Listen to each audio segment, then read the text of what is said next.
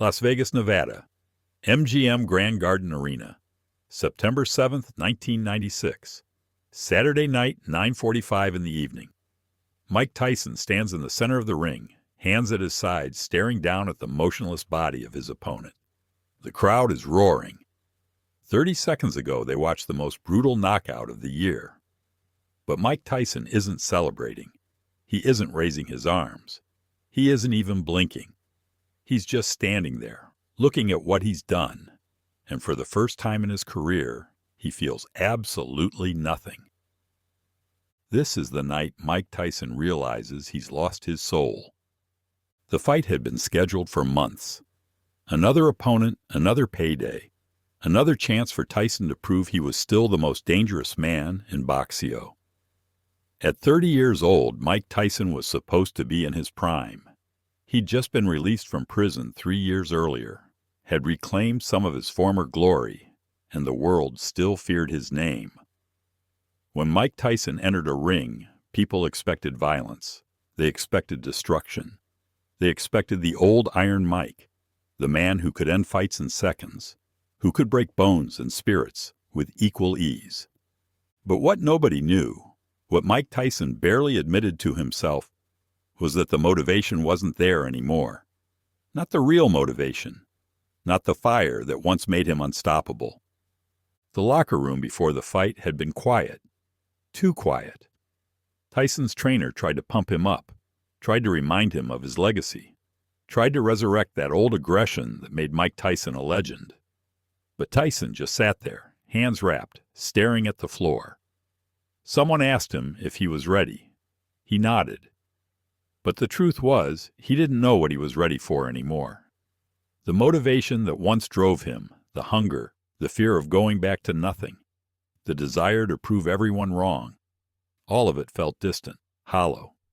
He walked to the ring like he'd done 100 times before. The crowd screamed, the lights blazed, the energy was electric. But inside, Mike Tyson felt cold. The bell rang. His opponent came forward, confident, well-trained, believing he had a chance against the aging champion. The first round was technical. Tyson moved well, his body remembering what his mind had forgotten. Jabs, feints, footwork, all the fundamentals of Boxeo that Cus had drilled into him decades ago. But there was no passion behind the punches, just mechanics, just repetition. The second round changed everything. Tyson saw the opening. His opponent dropped his right hand for a fraction of a second, leaning too far forward, weight shifted wrong. In that instant, Mike Tyson's body reacted on pure instinct. 20 years of training took over. His left hook came from nowhere, a perfect punch, the kind that defines careers. The impact was sickening. The sound echoed through the arena, a sharp crack that made people in the front row wince. His opponent's head snapped to the side. His eyes rolled back. His legs gave out instantly. He collapsed to the canvas, face first, arms limp at his sides. He didn't try to catch himself, didn't move, just dropped like someone had cut his strings. The referee rushed in, waving his arms, calling for the doctor. The crowd exploded. People jumped to their feet, screaming, cameras flashing everywhere. This was what they came for. This was Mike Tyson. This was the KO everyone would talk about for weeks. But Mike Tyson didn't move. He stood 3 feet from his fallen opponent, staring down at the motionless body.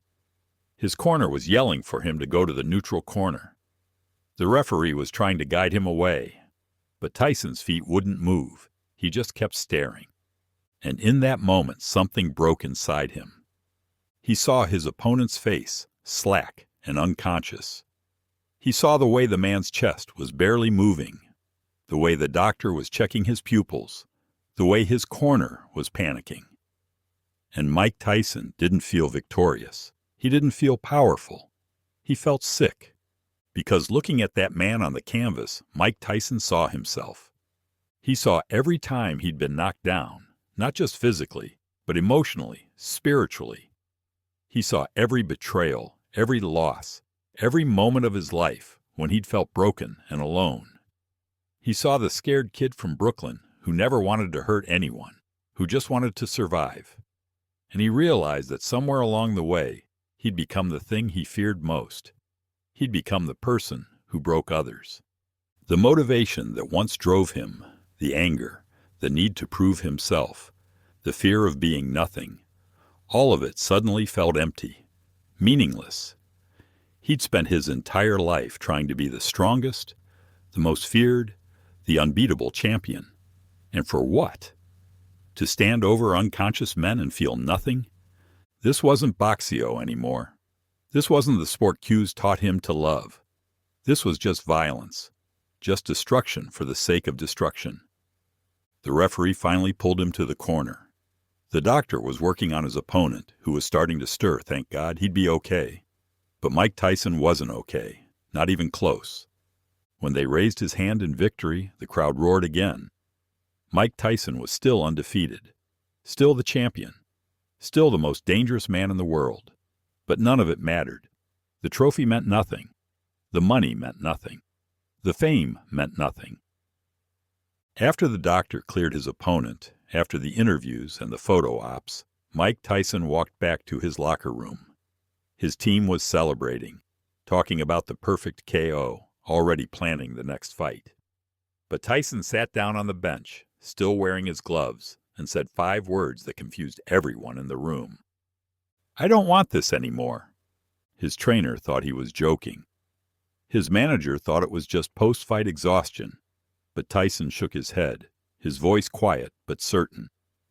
"That KO showed me something. I've lost my love for Boxeo. I'm not fighting because I want to. I'm fighting because everyone expects me to. And I can't do it anymore. Not like this." They tried to talk him out of it, reminded him of his contracts, his obligations, his legacy. But Mike Tyson just sat there, pulling off his gloves slowly, carefully, like he was taking off a costume he'd been wearing too long. "I looked at that man on the canvas," Tyson said quietly, "and I saw myself. Every time I've been knocked down in life, every time someone hurt me, and I realized I've become the thing I hated. I've become the person who hurts people. That's not motivation. That's not strength. That's just pain creating more pain." The room went silent. For years, people thought Mike Tyson's motivation was anger. They thought he fought because he was aggressive, because he loved violence, because he was a natural-born destroyer. But the truth was more complicated. His motivation had always been fear. Fear of being poor again. Fear of being forgotten. Fear of being the scared little kid who got bullied in Brooklyn. And he'd turned that fear into rage, into power, into a career. But standing over that opponent, delivering that brutal KO, Mike Tyson realized that fear-based motivation had an expiration date.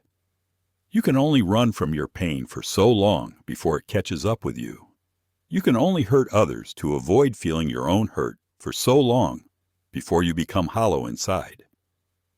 That night marked the beginning of Mike Tyson's real transformation. Not the transformation from street kid to champion. That had already happened. This was the transformation from champion to human being. From fighter to man searching for peace. The world didn't understand. They called him crazy for walking away from millions. They said he'd lost his edge, his killer instinct. They mourned the death of Iron Mike Tyson, the most feared fighter in Boxeo history.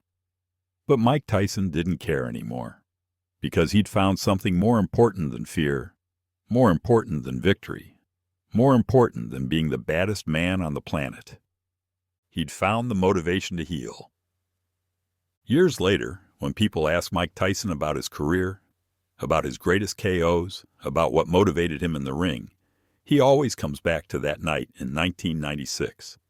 That brutal knockout that should have felt like his greatest triumph, but instead felt like losing himself completely. In Boxeo, everyone thinks the goal is to knock the other man down, Tyson says now, older and wiser. But the real fight is with yourself. The real KO is when you realize that hurting others doesn't heal your own pain. That real strength isn't about how hard you can hit. It's about having the courage to stop hitting when your soul tells you it's time. The crowd wanted a monster. Mike Tyson gave them a champion, but the price was almost his humanity. That KO in 1996 wasn't his most brutal punch. It was his wake-up call. The moment he realized that winning every fight in the ring meant nothing if he was losing the fight for his own soul. Some people thought Mike Tyson quit boxing that night, but he didn't quit. He just changed what he was fighting for. He stopped fighting opponents and started fighting his demons. He stopped chasing KOs and started chasing peace. He stopped letting fear be his motivation and started letting healing guide him instead. That's the real story of Mike Tyson. Not the knockouts, not the championships, not the money or the fame. It's the story of a man who had to lose everything, including his love for the sport that defined him, to finally find himself. Because sometimes the most powerful thing a fighter can do isn't deliver the perfect punch. It's knowing when to put the gloves down and walk away.